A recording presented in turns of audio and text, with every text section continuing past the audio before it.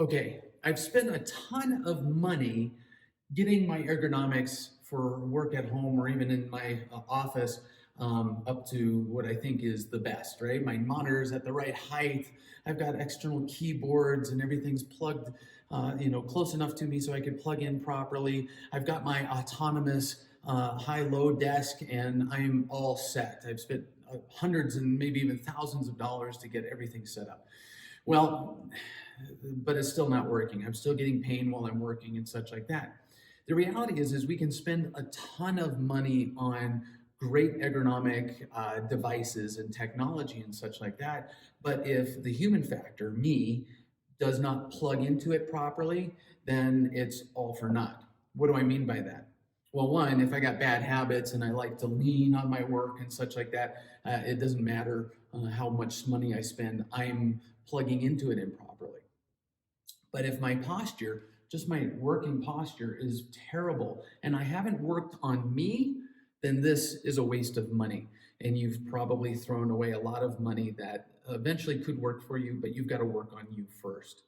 So, what I recommend is that you do several things to improve just the posture in the upper back. And I'm going to show you two easy exercises to do to get your posture a little bit more mobile so that way this can work. And you can do it right at your desk. First one is what's called a thoracic glide. So what we're doing is we're targeting this portion of the back in order to get it to be mobile so we can pull it forward. Most of us don't know what upright and tall really feels like. Tall is when you feel like you are pushing out through the top of your head. It's not arching backwards like you're trying to, over exaggerate your posture. It's getting taller, it's getting longer in your posture. So we have to be able to move our thoracic spine. So that's this part of the spine from here to about here. So easy drill for you to do, and you can use your desk to help you with this, is you're going to just push your spine to the back wall behind you and then pull it forward. And as you come forward, get tall. Feel like you're reaching the top of your head towards the ceiling. And you're going to do that for several repetitions. And as you do that, you'll breathe out as you arch back. And as you pull forward, breathe in. You'll feel that your breathing actually lifts you up. It's a really cool feeling.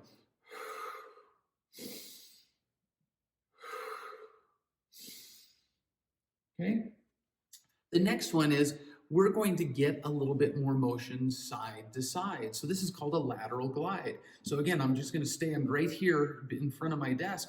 I'll turn sideways so you can see it. You can do this facing your computer, right? I'm going to put my arms out to the side, and what I'm going to attempt to do is I'm going to try to reach towards the wall from fingertip to fingertip, right? And I'm going to glide my shoulders flat. I'm not doing this, right? I'm gliding my shoulders from side to side. Now I can get it up higher and I can restrict my motion to just up around my shoulders, and then I can get lower, right? And I'm also using my desk as a little bit of an input device in this case. I can put my desk right up against my hip, especially since this autonomous desk goes up and down. I can get it right where I need it, and then I can lean over the edge of that. So I can glide over the edge of that, and it can be a great input device, and I can flip around and do the opposite side, same thing, right? So important point here is if you don't plug into your ergonomics are a complete waste. And so the human factor and how I plug into what I've invested in is just as important as what I invested in.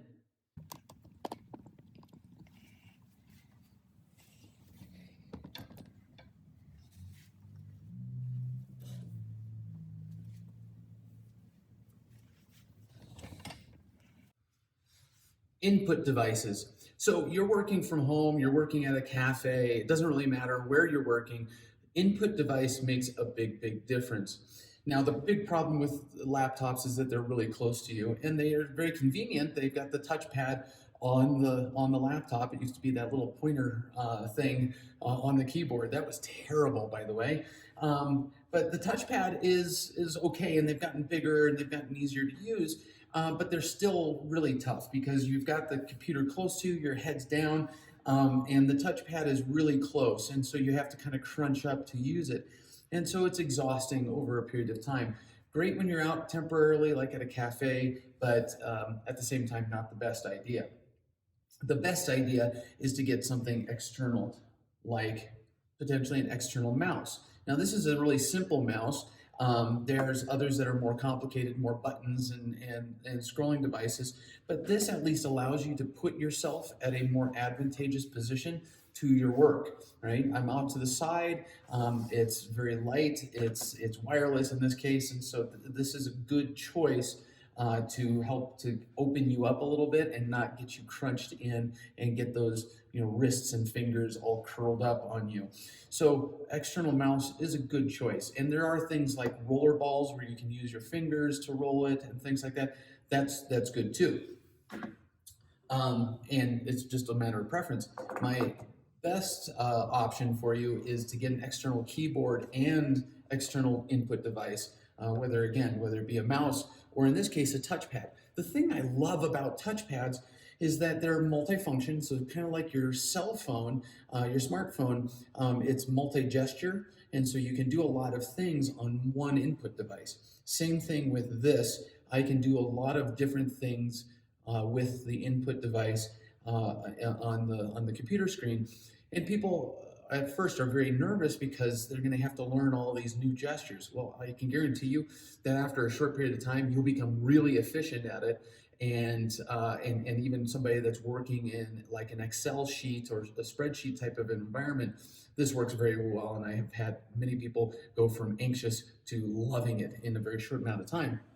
But this allows me to even more efficiently get my inputs in and to work very well. And again, it's very portable. I can take this to a cafe with me if I'm working from a cafe. I can work from multiple surfaces at home or at my great autonomous desk that I'm working at here.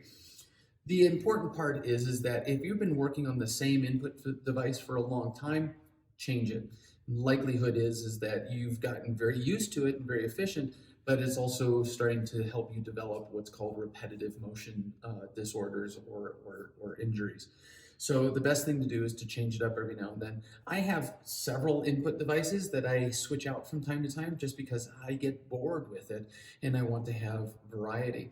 So get yourself an external input device.